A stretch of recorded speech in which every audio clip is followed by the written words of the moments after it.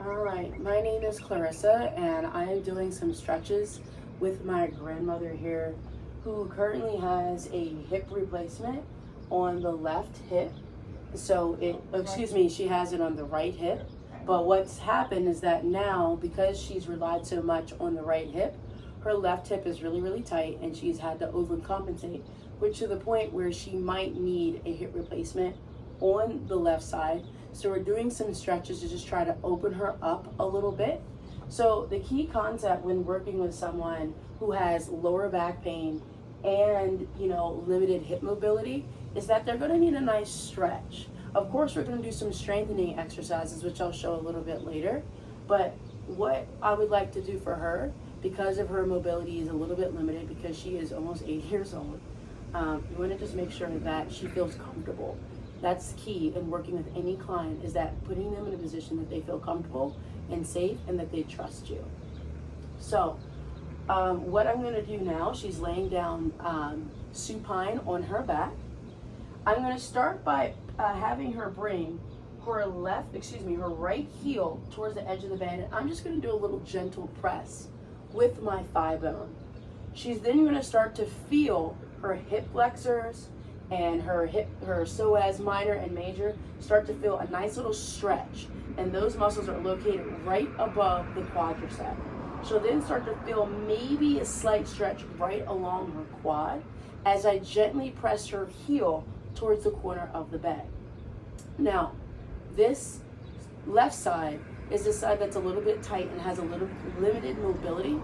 So what I'm going to do is I'm going to have her keep her knee bent, and she's just going to start to go into hip flexion. So then she will exhale and start to lift this leg up the tabletop, exhaling, right? Because we're shortening, we're doing a concentric motion. And then inhale, bring her leg down. Exhale, float the leg up, squeeze the glute and the quad. And then inhale, bring it back down. Keep going as I explain.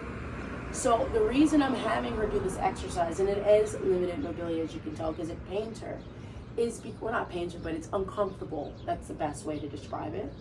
Is because in order for her to build to more strength and mobility, we have to start training some of the muscles surrounding the hip. What does that include? That's a little bit of the glute, which is kind of passive in this moment, but the quad. So keep squeezing the quad. As you exhale, float the leg to tabletop. See how much more mobility she had when I cued that? And then inhale, bring it back down. 2 more, squeeze the quad and lift up. And then inhale, back down. Exhale, lift up, keep it up. I'm gonna keep that soft bend in their knee, and we're just gonna do small leg circles, limiting the range of motion here because it feels really, really tight. But our bodies are like machines, like cars. So you gotta keep the car nice and oiled in order for it to function properly. Now I'm gonna reverse the other way. Okay. You'll notice too that in this particular foot that she has limited mobility. So I am gonna have her rotate her ankle in a circle so that way you can see it. So I'm gonna hold your ankle. Go ahead and rotate in a circle for me. So because of the overcompensation on this left side, it's made everything on this side extremely tight, because you'll see the difference in the other foot. I'm gonna do a little bit of assistance here, and I'm gonna grab the lateral and inner arch of her foot and guide her as she rotates a little bit more. Okay. Just helping her increase the range and building some more blood circulation in her foot. Now we reverse it, we go the other way. Also on this side, you'll notice that she has because her ankle mobility is limited, that also is a key indicator to me that her calf muscles are extremely tight. So the way that you build flexibility in the calf muscles and will eventually shoot up through the leg is by putting the foot in dorsiflexion here. Okay, now I would never have her just do this move on her own if I wasn't here assisting her, because the weight bearing is going to then cause lower back pain, which she already has. Okay, so I'm going to support her as I flex and dorsiflex her toes towards her kneecap here so she gets a nice stretch. Take a nice deep breath in for me, Nanny. And then exhale, I'm gonna float the leg up. And already, right, like as I did this earlier, she's seeing an increase in mobility, and I feel less tenseness surrounding the hip. Take another deep breath in, and then exhale. And right now we are at her range. That's as far as it's gonna go today. You wanna be mindful that you can kind of sense and feel. When you feel your client start to tense up a little bit, that's a key indicator, like, hey, I should probably let up, because I push it too far back, I could injure her further. And that's not what we want.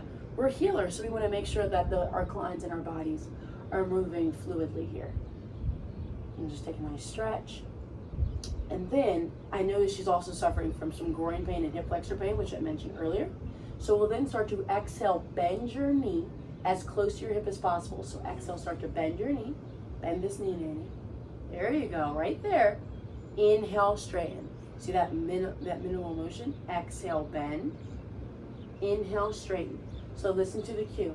Exhale, bend. Inhale, straighten. Keep going. As she exhales, we then start to increase the mobility in the hip. Knowing when to exhale and inhale for clients is key. You want to exhale when the muscle is shortening or going into a concentric motion. Inhale when it's moving in, I can't even get my words out right. But exhale when the knee is shortening. Inhale when the muscle is lengthening here. So it's concentric, there we go. And then eccentric when you're lengthening, okay? And then I'm gonna slowly place this leg back down. You'll see a big difference on the other side. So I'm just gonna gradually come over to the other side of her leg, which would be her left leg. She's gonna start to feel a nice stretch right along the groin, so as major, minor, and of course the quad. Now I'm gonna gently press her heel closer towards the bed so she can get a nice deeper stretch, okay? All right. So I'm going to try to reposition myself so it can just go a little bit deeper. And I am going to put her foot in plantar flexion just to increase a little bit more mobility in the top of the foot, because that is also tight. Her shins are tight, the tibialis anterior muscle, which is located right on top of the shin. That too can get tight. When you see people have a hard time pointing their foot, that can get tight. So this is a little extra tidbit, Yapa. You do what you may with it. So from here, I'm gonna have her keep this opposing knee bent. So bend, and then you will exhale, bring this leg to tabletop position. See how much more range she has on the side? Inhale, lower it back down. Exhale, blow the air out. Inhale, lower. Exhale, and inhale. So blow the air out, inhale it all the way in. Nice. One more. And then we straighten the leg out. From here, I'm just gonna keep a soft bend in her knee, just like I did last time. So bend this knee a little bit. And then we'll do our little small leg circles. There you go. And then reverse, go the other way. Perfect. Now we'll start to bring this leg straight. And then exhale, bring the leg all the way up. See how much more range she has on the side? So when working with a client who has these deep imbalances, what you should do is make sure that you hit the imbalanced side twice. I won't for this video because we actually did this prior to me recording, but I made sure that I did a few more reps on this side just to strengthen and build more flexibility. And I'm also gonna hold this position a little bit longer than what I did on the other side, because I want to lengthen out and stretch her psoas minor and major. Keep bringing the leg in. She's getting a nice deep hamstring stretch. Then I'm gonna start to flex the foot so that way she can get deeper into her calf muscles here.